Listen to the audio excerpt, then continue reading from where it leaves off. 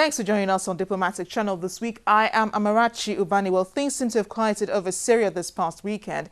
And that could be because of the UN Security Council vote on sending more observers into the country. And the arguments be going back and forth who's right and who's wrong in Syria. There's also been talk of external influence, people being paid by certain people to perpetrate violence.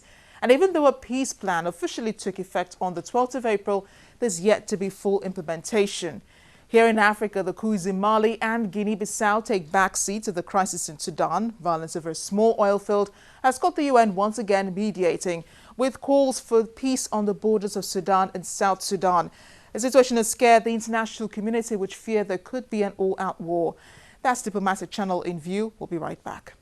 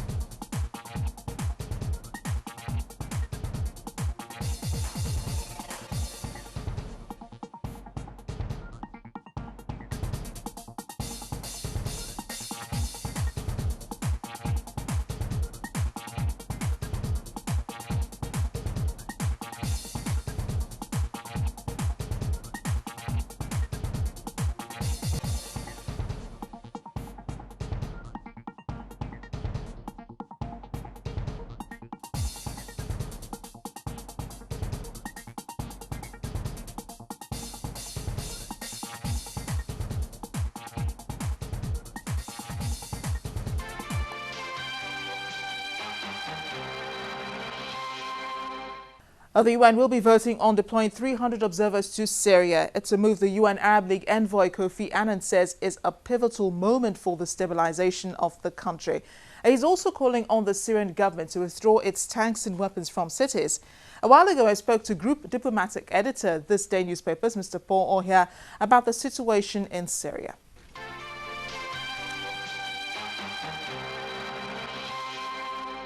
But since we're talking about the Middle East and you've also mentioned Syria, based on your knowledge of world events, were there, points in history leading up to what's going on in Syria now?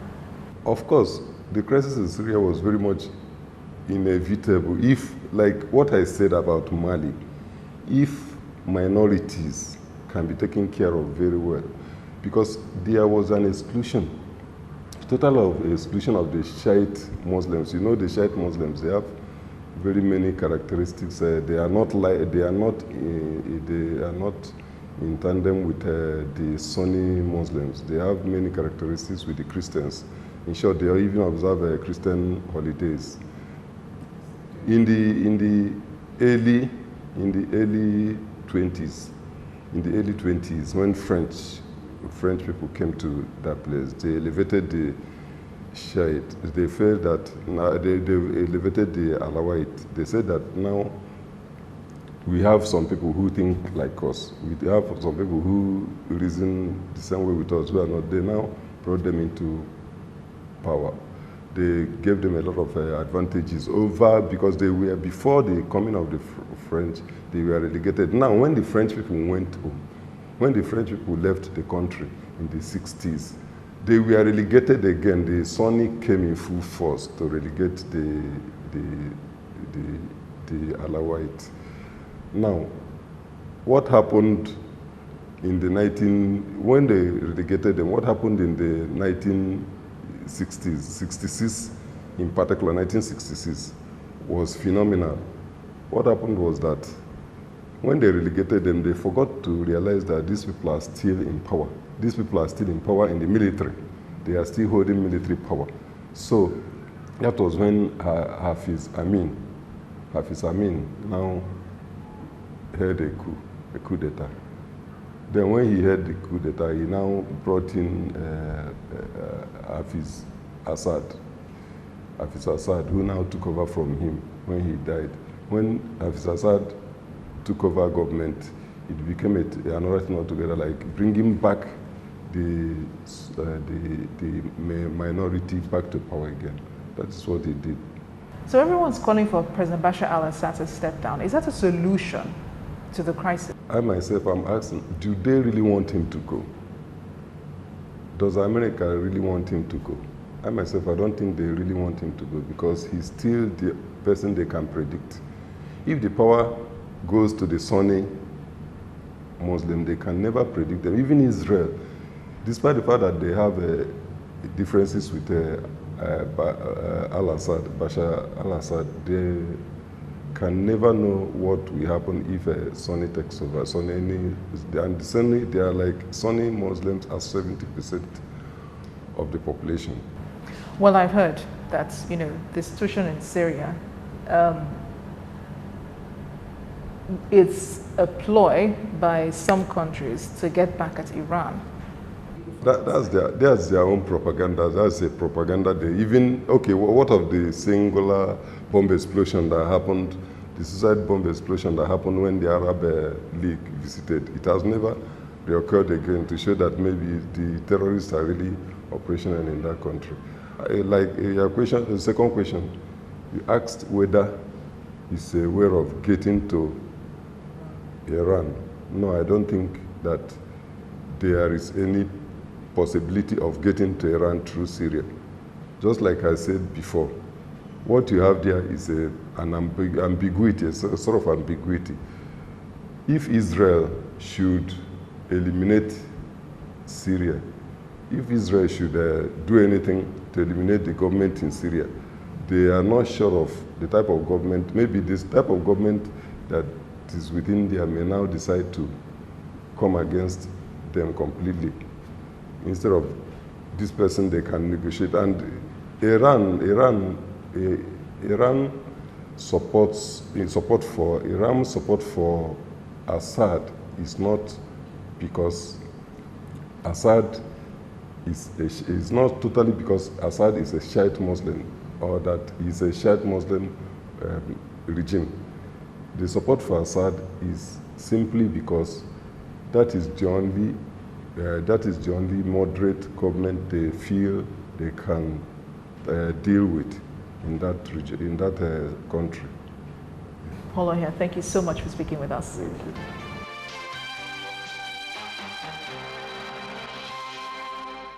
When we come back after the break, we focus on the looming crisis between Sudan and South Sudan. Fighting in the past few weeks has raised fears of a possible all-out war between the two. To join us again. Did you know that having a simple knowledge about health can help save a sizable portion of your income? Well, I'm just an inquisitive journalist going from one health institution to the other, bringing you all the information on healthy living and medical issues bothering on men, women, and children's health. Get first-hand information on the latest in the health world. Health news, promoting good health.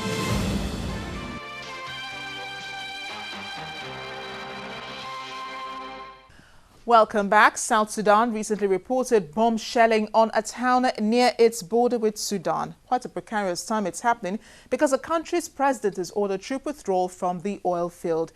The town of Heglig, where they had been a few weeks now. Heglig originally belongs to Sudan, but as with Abyei, there's no clear lines where ownership falls.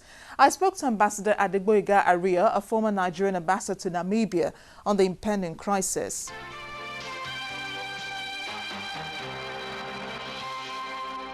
So let's begin with the crux of the matter. It's the oil field in Heglig. Who owns it? Is it North or South Sudan? It is indeed pathetic that Africa is facing this problem as of now. And we'd like to inform or make it quite plain that the problem in Sudan has affected the integrative efforts of the African Union. And it's a major setback for us on the continent. Because without peace and tranquility in Sudan, there is no way we can concentrate on the integrative efforts that Africa embarked upon in order to embark our economic liberation and promote trade, inter-African trade within Africa. The issue you have raised, if you go back to the 1980s, we have intergovernmental administrative development to take care of the problems in the Horn of Africa. That involved about 6 countries. Now there are 8 countries because before you do not have Eritrea, now you have Eritrea, and now you have South Sudan. That makes it 8 countries. And because it was deliberately because of the problems in Sudan and Ethiopia that the wisdom of the fathers of Africa at that time deliberately promoted intergovernmental authority for drought and development in that region. So that drought was a major factor at that time, so that we can address the economic issues and the drought issues in that region. But in 1996, then they removed the issue of drought and left it at development, because you recall that the crisis in Sudan has been unstoppable and we could not find solution to it. And millions of people have died and a lot of refugees created. The issue, Eglig is part of Abyei. Abyei is supposed to be one of the provinces in Sudan before. And when there was contention as to what's going to happen to it, the South bent on a referendum. You recall the Abuja CPA. Then after the CPA could not find solution to the problem of Abyei. They constituted an Abyei Boundary Commission. And the Abyei Boundary Commission could not resolve the problem. They passed it to the Peace Commission in The Hague. And The Hague overruled and said, part of Abyei, they changed the borders of the provinces of Abyei and put Eglig, which is northern part of Abyei province, in northern Sudan. But not the total Eglig was put in northern Sudan. The oil fields, because the play that has been going on in that region is about oil. And that is where the problem is. So technically you could say that the northern part of Abyei, where Eglig is located, is in northern Sudan. And it's a minority, a very small portion of the oil field that is actually in Eglig. It's about 5% or so of the oil produced in the southern Sudan that you find in Eglig. Okay, well, there's always been the impression that South Sudan holds much of the resources of Sudan, especially oil.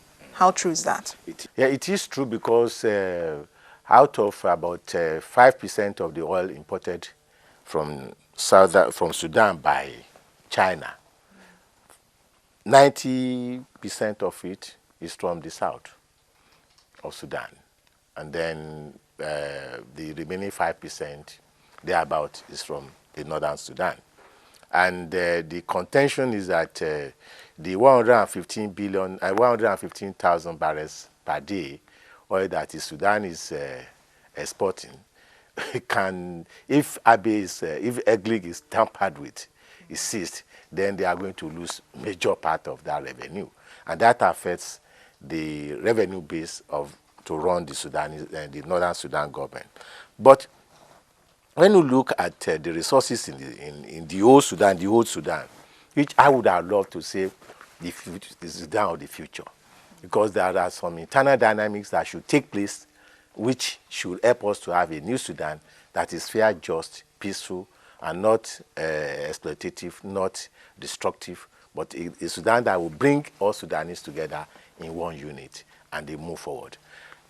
The resources you have in that country are mostly from the south in terms of mineral resources, water resources, even for the agriculture in the north, because without the Nile, both the South Sudan and the North Sudan and Egypt will not survive. So that is the base of the problem. And when you look at Abyei, the Mesiraya and the Dinka group, they have already been fighting over, and that's why the Abyei, you cannot resolve the problem of Abyei province easily, because you have ethnic fighting. The Mesirayas are nomadic people. They grow cattle up and down, and you move your cattle from one place location to the other. It's going to be difficult to contain them. And the Dinkas, who are from mostly agricultural people, farming and all sorts of things, then you have the problem. So ideally, it would have been in the best interest of Sudan, that is both the north and the south, to find an accommodation whereby we are going to have a commonwealth or a confederation. So you don't think it's right that the South succeeded last July? No, it wasn't. And they would not have done that without the support of extra African forces. You mentioned extra Africa forces. What do you mean by that? I mean US. I'm referring to European countries. They are the people that forced the issue. Leave it to Africans. We would not have forced the issue the way it has been forced. What would have happened would have been we move gradually. Let me come home. The problem you have in Sudan is the same problem you have in Nigeria. But we have advanced to beyond the stage of that problem now, where you do not have representation of the various parts of Nigeria, in the federal government. Now we are now playing what I call territorial democracy, whereby every part of Nigeria is now getting involved in the administration of Nigeria. But that was not the case in Sudan. And that would have been the wisdom that the African countries would have put in Sudan, so that you have territorial democracy, whereby every part of Sudan will feel being part of the country, and every Sudanese will be part of that country, and they will move forward. Because we are looking at ourselves as Africa. That was in the past 5-10 years, we've been talking about Africa integration. We have been talking about common government, moving together.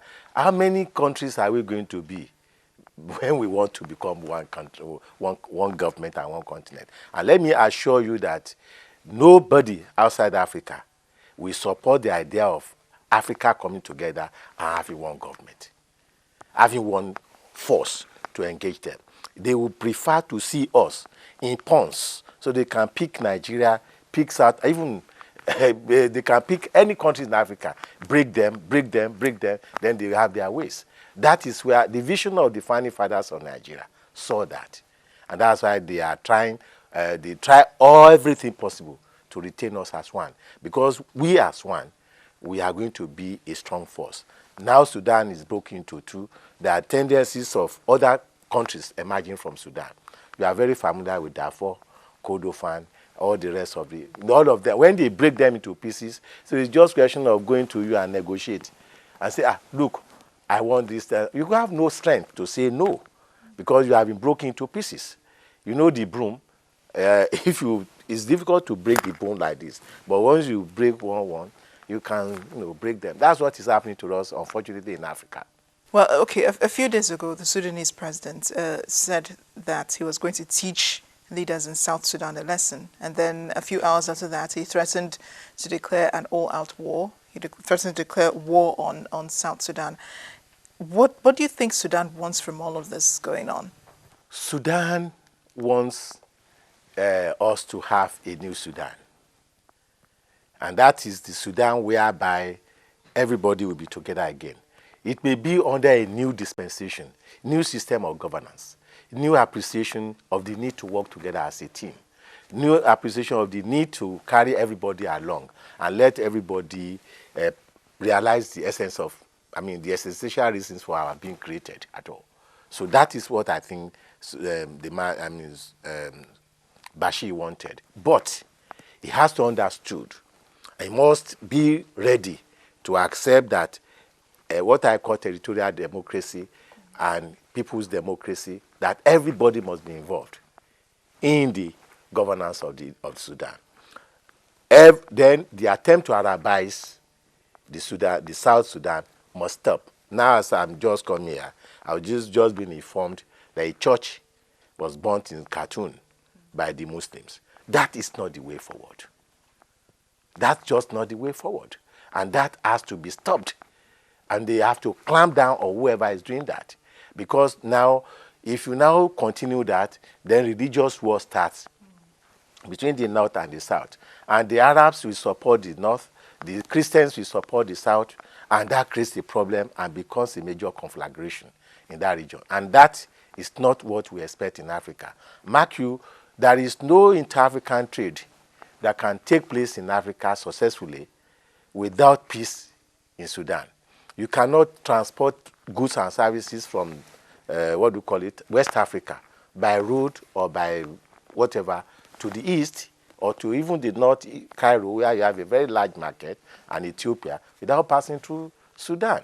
So it is very, very important for us in Africa that we should find an amicable solution to the problem of Sudan. It is unjust to enslave the Southern Sudanese. It is very wrong to attempt to Islamize them. It is very wrong to attempt to Arabize them. Those are the key issues, and it's very wrong to exclude them. I think on this program I've said before that there is no president since 1956 that has come from the south of Sudan. No minister of defense since 1956, when Sudan became independent, that came from the South Sudan.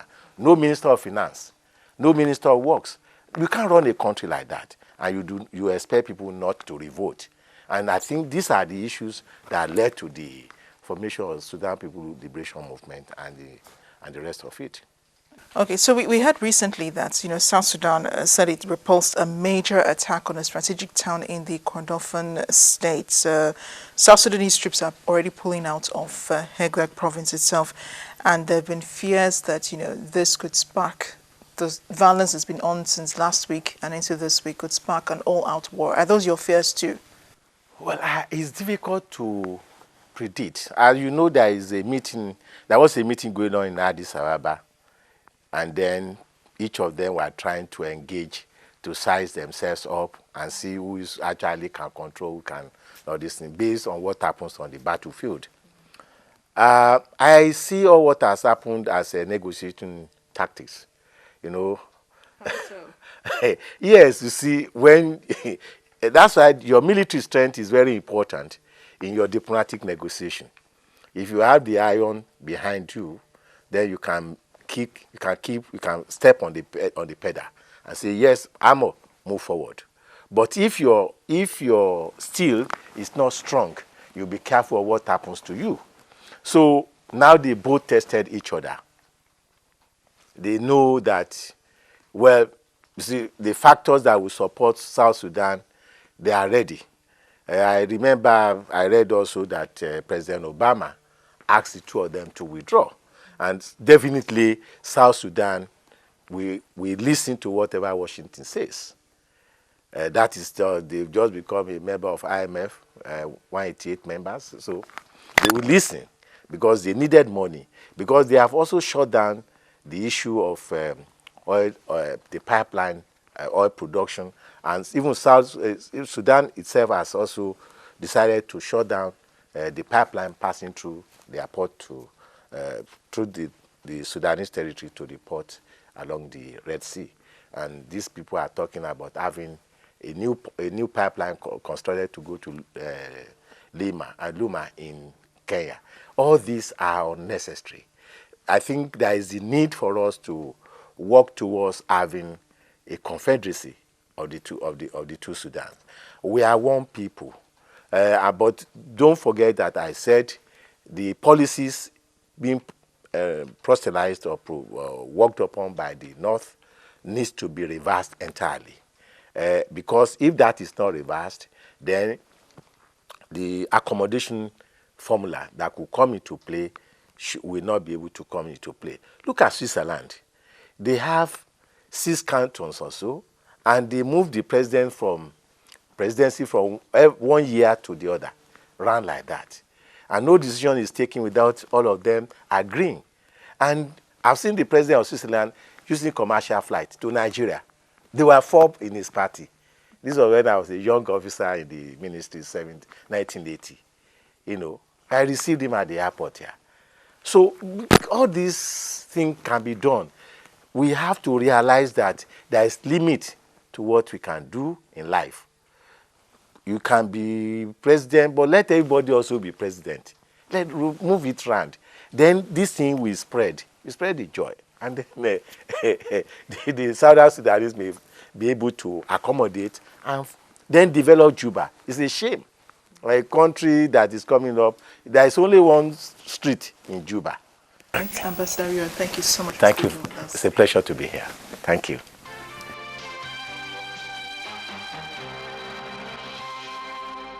And that's a wrap on Diplomatic Channel this week. I am Amarachi Ubani. Thanks for watching and keep those comments coming.